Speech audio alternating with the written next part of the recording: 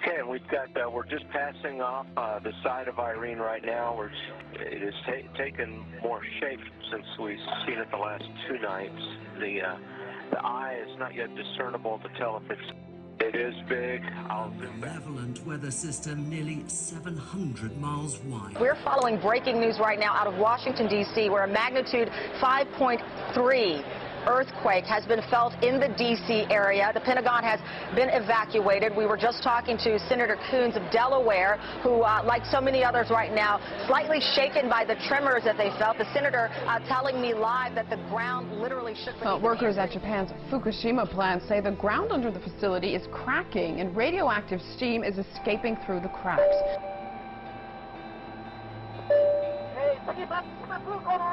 All of us have a piece of Chernobyl in our bodies. Realize that we could take Geiger counters, scintillation counters, and actually see that radiation from Chernobyl has been incorporated into our flesh and tissue. And that will be the same with Fukushima. That's right. In fact, the whole world will be exposed to the radiation from Fukushima. It means that the radiation went over the Pacific Ocean, sailed over the United States, and it is now circulating around the entire Earth. So we're already getting it. We are already getting radiation from Fukushima. It was a 5.9 that occurred in Virginia, and that is confirmed. No doubt you felt it yourself. Certainly did, Jeremy. Yes, you really wonder what's going to happen next this year. It's an eerie feeling standing on top of the Sky News building here in Washington with sirens howling around us. The streets are full of people evacuated from buildings. A rather odd place to have a large earthquake. It's pretty obvious now that we are experiencing a large earthquake uptick. When you look at what occurred in Colorado with the 5.3 and the 4.7s and the 3s, and then if you just look over the last 14 days, look at this. It's an insane number of earthquakes. And when you really start to see the number of 5.0s, 6.0s, you had the 7.0 swarm that occurred over here on the western side of the Pacific. When I look all around this and I see this swarm of earthquakes, this lets me know that the earthquake uptick is continuing, and it's continuing unabated. We don't know what's causing it yet, so we're really kind of left wondering. Those are softball size. Oh, this is going to be so much work for me. The homework association.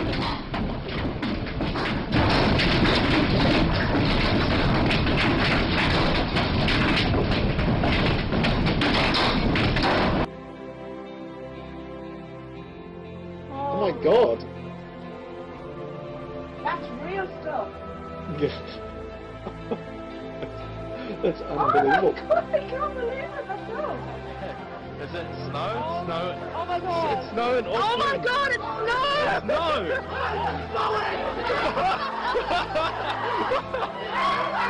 It's snow in Auckland for the first time. It's snowing for the first time in Auckland.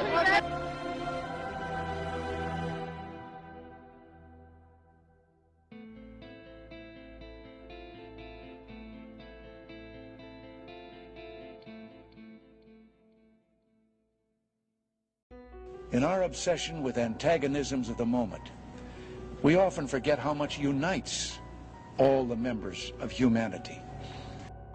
Perhaps we need some outside universal threat.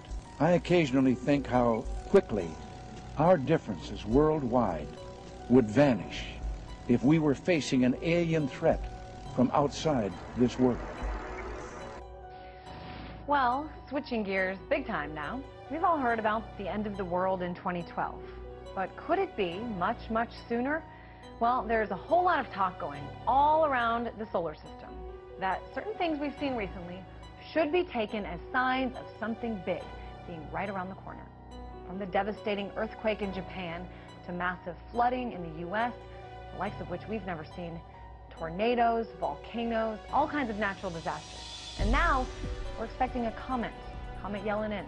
Will be coming close to Earth, relatively speaking, in just a few short months, expected here on October 16th of this year.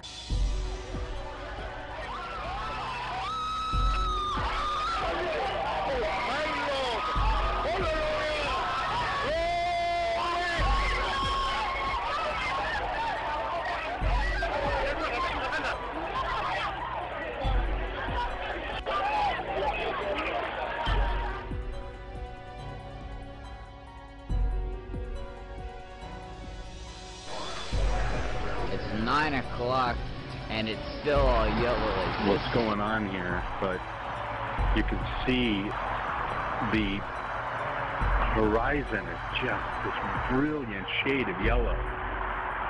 That's making everything yellow. This yellow tint to everything. And it is the most bizarre thing I've ever seen.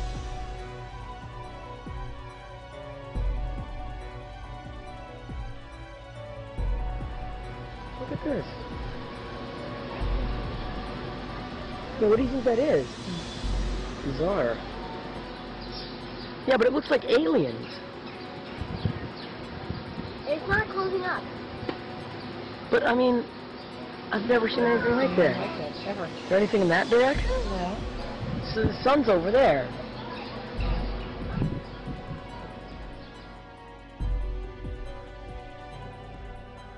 We're the only agency in the federal government that's responsible for the safety and well-being of people, not only here on Earth, but off this planet.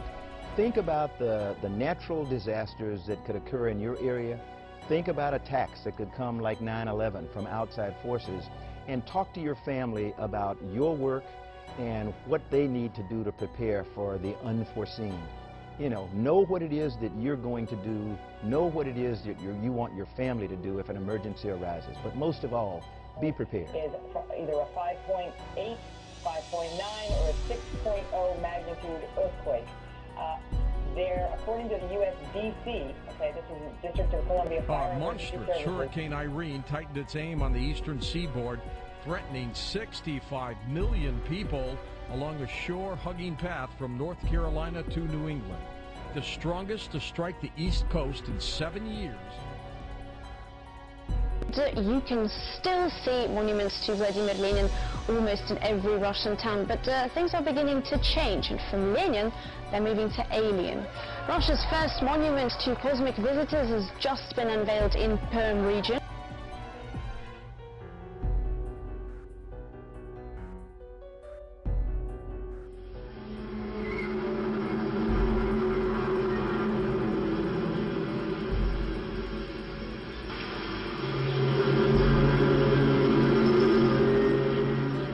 Canadian environmental sound detectives are looking into a very mysterious humming sound and vibrating effect in the border city of Windsor, Ontario.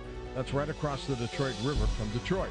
Ontario's Ministry of the Environment has received more than 300 complaints since March about this phenomenon that residents describe as a low-level, throbbing hum in the evening.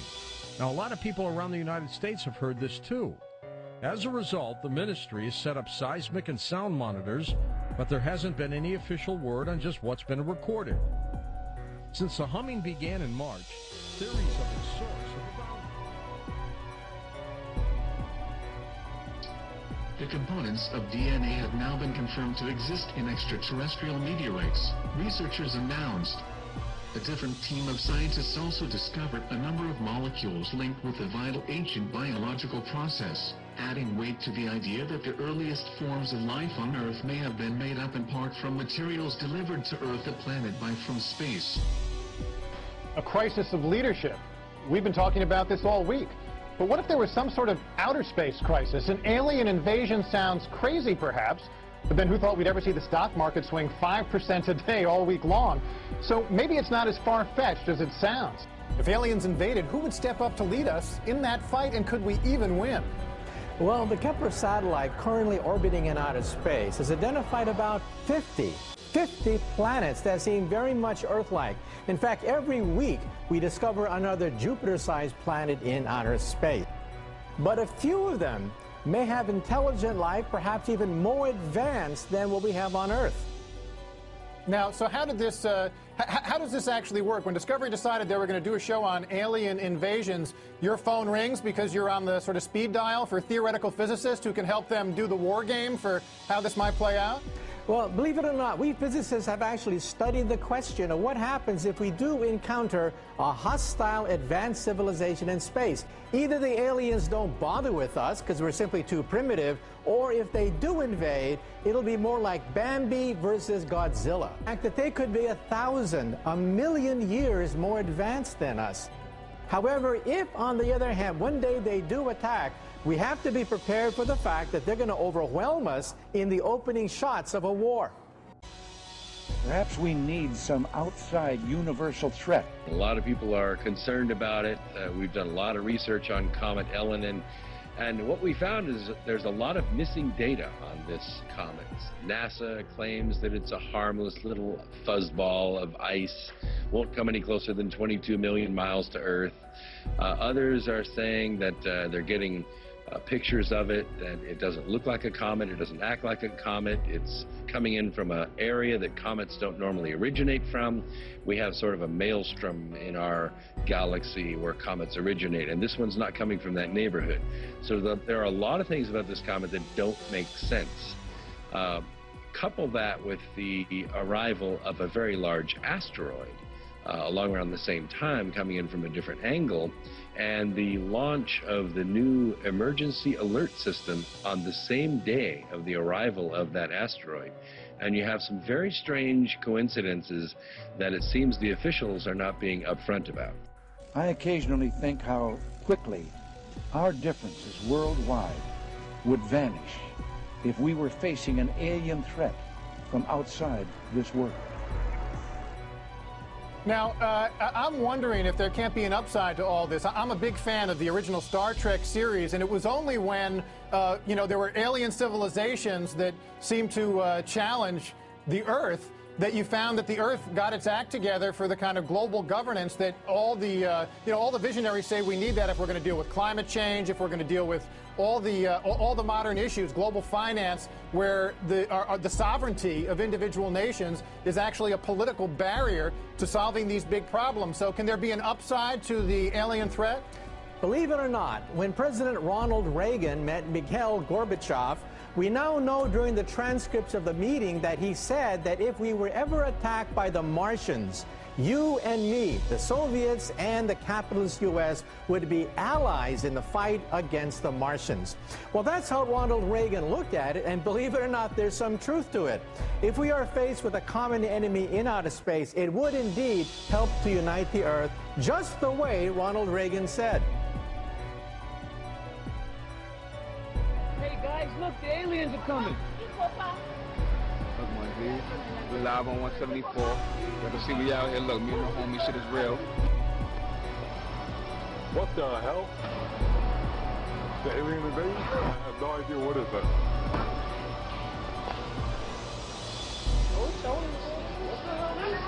Know that today is the day before the hurricane's supposed to come.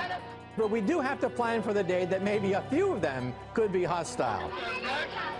That shit crazy, that shit bananas. I've never seen nothing like this in my life. Well, a strange sighting off the coast of Flagler County. Calls from witnesses flooded into the police station after people reported seeing this ball of light. A giant flame like the one in this picture has Flagler Beach buzzing. The problem is no one can identify it. Some witnesses think it was a plane, but according to the FAA, there were none on radar at the time. Others watched from this deck at Finn's restaurant when the object struck the ocean. It was quite a sight over the skies of Beijing on Thursday. A mysterious bubble cloud of sorts caught the attention of many in the city. A mysteriously huge bubble cloud over the skies of Beijing and surrounding areas Thursday. When the observation team set their instruments at the bubble, it gradually became bigger and thinner. The entire occurrence lasted for less than 15 minutes. Observers took pictures of the whole process and posted them online. In less than one day, more than 100 comments were posted about the unusual phenomenon. Many of those who commented said they had seen a similar bubble cloud in the provinces of Shenyang, Shanxi, and Zhejiang. That is weird looking. I've never seen that before. Have any of you guys ever seen a shadow behind a cloud? That's what it looks like. It looks like a shadow. There's like 3 layers of it, basically. That is freaky looking. That is weird. A suspected meteorite has fallen across the ancient Peruvian city of Cusco. Residents of the capital of the Inca Empire were surprised to see the object shooting across the horizon at around 2 o'clock in the afternoon. Local officials are still trying to determine where the object may have landed.